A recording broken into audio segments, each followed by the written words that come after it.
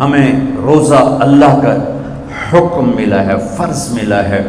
جیسے اللہ بہت بڑا، اللہ کا حبیب اس کے بعد بہت بڑا، یہ دونوں مل کے کہہ رہے ہیں روزہ رکھو۔ اب چھوڑیں گے؟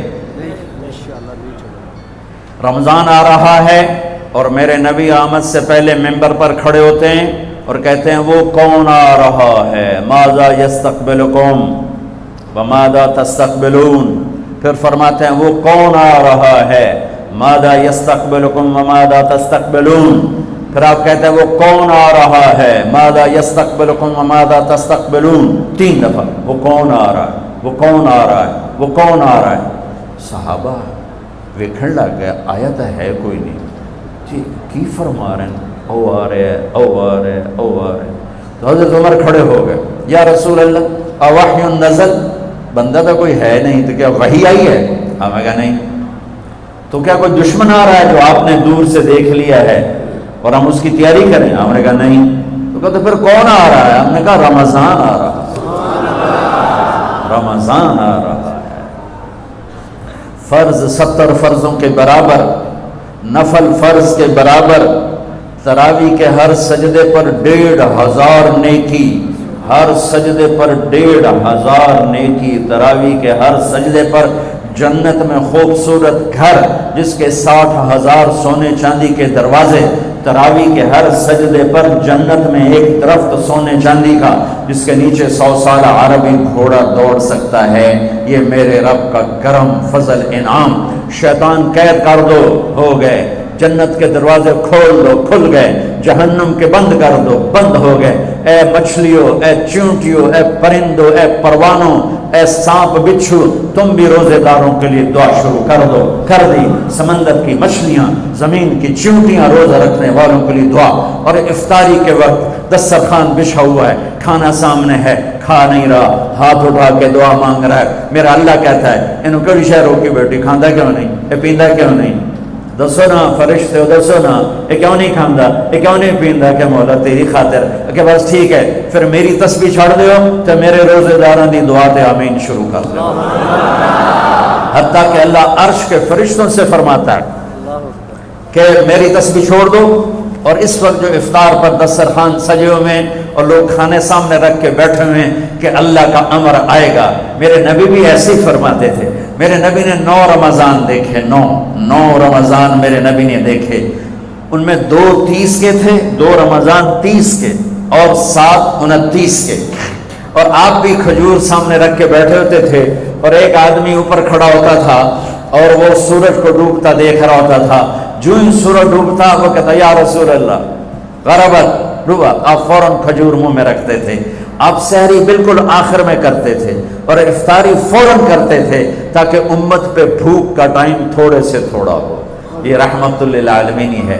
آپ افطاری دیر سے، آخری لقمہ، آخری کھجور منہ میں یا آخری لقمہ، اور بلال اذان دیتے تھے اور ادھر یوں سورج چھپا اور ساتھ ہی لقمہ منہ، ساتھ ہی منہ میں۔ ہم 2-2.5 منٹ لیٹ کرتے ہیں کہ احتیاط احتیاط، چلو ٹھیک ہے، لیکن میں اپنے نبی کا بتا رہا ہوں کہ فوراً ڈوبتے ہی منہ میں کھجور یا پانی یا دودھ کی لسی، اس سے آپ افطار فرماتے تھے۔ اور ایک واقعہ ہوا، بادل تھے تو بادل میں اندازے سے افطار ہوتا ہے، سب نے افطار کر لیا، میرے نبی نے بھی افطار کر لیا۔ اور تھوڑی دیر بعد جب نماز پڑھنے کے لیے اٹھے تو بادل ہٹے تو سورج کھڑا ہوا تھا، تو وہ روزہ سب کا قضا ہوا۔ پھر رمضان کے بعد سارے مدینے نے، میرے محبوب نے بھی وہ روزہ دوبارہ قضا کیا۔ تو میرے بھائیوں، اس مہینے میں اللہ نے قرآن کو اتارا، اس میں لیلۃ القدر کو اتارا، اس میں اللہ تعالیٰ نے مسلمانوں کو پہلی دفعہ فتح عطا فرمائی، جنگ کے بدر کی فتح کا تحفہ رمضان میں، مکے کی فتح کا تحفہ رمضان میں۔ جیسے اللہ بہت بڑا اور اللہ کا حبیب بہت بڑا، پھر اللہ نے اپنے حبیب کو امت بھی اسی کے حساب سے دی۔ میں تھوڑا فرق بتاؤں موسیٰ علیہ السلام کی امت اور میرے نبی کی امت کی۔ موسیٰ علیہ السلام کی قوم آگے موسیٰ پیچھے ہارون، اور چلتے چلتے سمندر پہنچے، آگے آ گیا سمندر، پیچھے آ گیا فرعون۔ قال اصحاب موسیٰ علیہ السلام کے ساتھی صحابہ اس میں طنز ہے کہ اتنی صحبت اٹھا کے بھی عقل نہ آئی. قال اصحاب موسیٰ، بنو اسرائیل نہیں کہا، اصحاب موسیٰ کہا، کہ ان کے لیے اس میں لان تان ہے کہ اتنی صحبت کے بعد بھی تمہارا ایمان یقین نہ بنا. کہنے لگے انا لمدرکون، موسیٰ تو نے ہمیں مروا دیا، پکڑوا دیا، اب آگے سمندر ہے، پیچھے فرعون ہے، ان کتنے جاویے.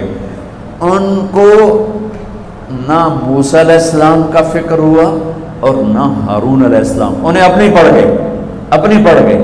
تو موسیٰ علیہ السلام نے کہا کلا کا ترجمہ جو بھی ہے وہ صحیح ہے، ہرگز نہیں، پر میں اس کا ترجمہ نہیں، اس کی مراد یہ بیان کرتا ہوں کہ موسیٰ علیہ السلام نے کہا تسی ہو تو لتراں دے لے، یا تو انہوں فرعون دا لتر پوے، یا تو انہوں سمندر دی موج پوے، لیکن ان معی ربی، میرا رب میرے ساتھ ہے، وہ مجھے راستہ دے گا، میری طفیل تمہیں بھی دے گا. 40 سال کی صحبت کے بعد اور اتنے بڑے بڑے معجزے دیکھنے کے بعد کہنے کہ تو نے مروا دیا. یہ تصویر ہے موسیٰ علیہ السلام کی قوم کی. اب میں تصویر پیش کرتا ہوں اپنے نبی کی امت کی. 27 صفر کی رات ہے، جمعہ کی رات ہے، آج ہجرت کی پہلی رات ہے. میرے نبی اور صدیق دونوں ہجرت کے لیے نکل رہے ہیں. میرے نبی پنجوں کے بل چل رہے ہیں تاکہ پاؤں کا نشان کھوجی پہچان نہ لے. ابو بکر کبھی آپ کے آگے چلتے ہیں، کبھی پیچھے چلتے ہیں. موسیٰ علیہ السلام کی قوم نے کہا تو نے مروا دیا، اب کیا کریں.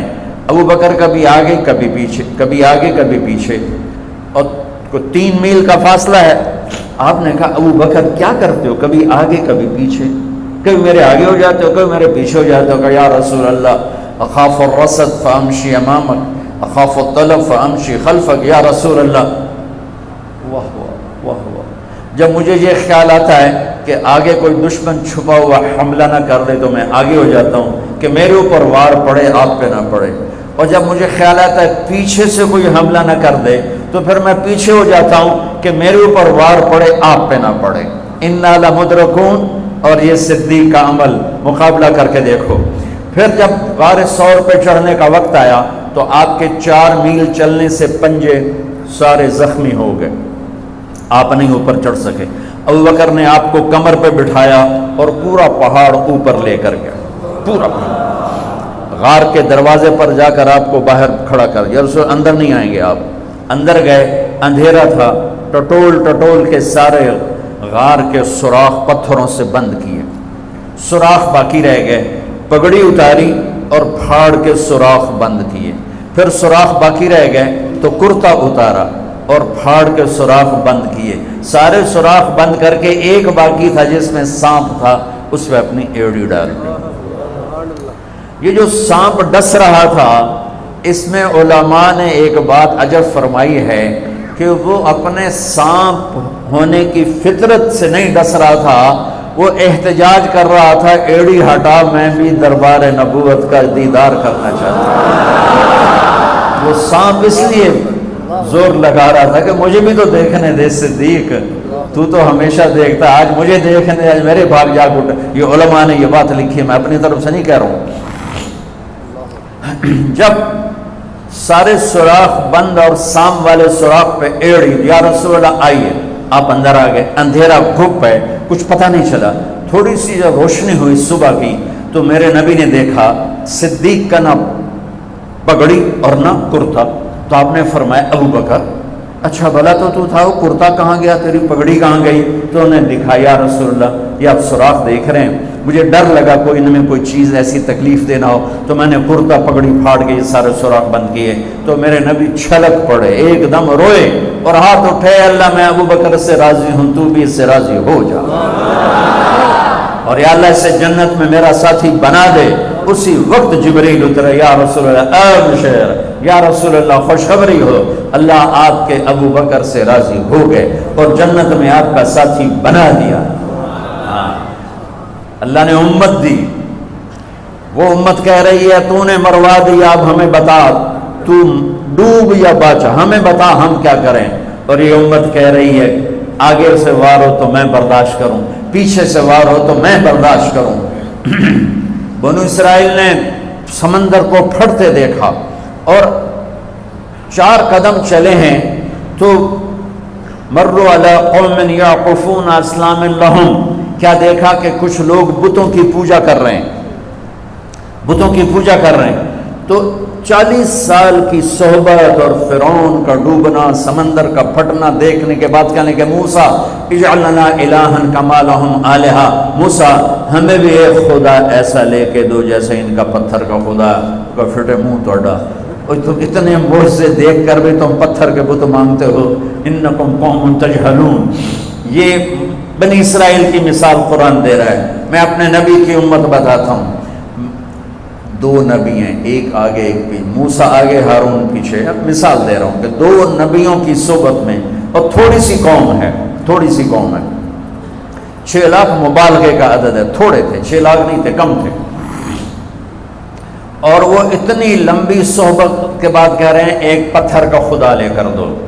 میرے نبی دنیا سے چلے گئے، میرا نبی دنیا سے چلے گئے، صدیق موجود نہیں تھے، حوالی میں تھے، پتہ چلا انتقال ہو گیا ہے، گھوڑے پر ہوا کی طرح اڑتے ہوئے آئے اور چھلانگ لگائی، اندر گئے، آپ کے چہرے سے کپڑا ہٹایا، آپ کا ماتھا چوما، گرم گرم آنسو آپ کے ماتھے پر گرے، واہ خلیلہ واہ صفیہ واہ نبیہ، ہائے میرا نبی، ہائے میرا خلیل، ہائے میرے جگر کا ٹکڑا، آج مجھ سے جدا ہو گیا۔ پھر کہا یا رسول اللہ جائیے آرام کیجئے، آپ نے بڑے دکھ اٹھائے ہیں، آج کے بعد اللہ آپ پر کوئی دکھ نہیں لائے گا۔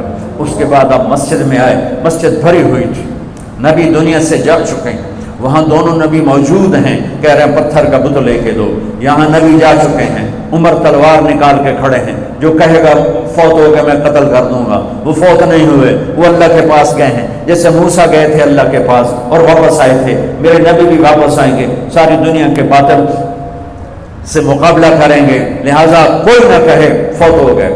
ابو بکر منبر پر آئے، کھڑے ہوئے، کہا عمر بیٹھ جا، تو عمر کہتے ہیں نہیں بیٹھتا، وہ تو پورے ہوش میں نہیں تھے، نہیں بیٹھتا، تو وہ خاموش ہو گئے اور منبر پر آئے، اور سنو صدیق کا خطبہ، یا ایھا الناس من کان یعبد محمدا فإن محمدا قد مات ومن کان یعبد اللہ فإن اللہ حی لا یموت۔ اللہ اکبر۔ لوگوں جو محمد کی پوجا کرتے تھے تو ان کا خدا مر گیا، جو محمد کی پوجا کرتے تھے تو آج اللہ نے ان کو موت دے دی۔ ومن کان یعبد اللہ، اور جو اللہ کی پوجا کرتے تھے ان کا اللہ زندہ ہے، موت سے پاک۔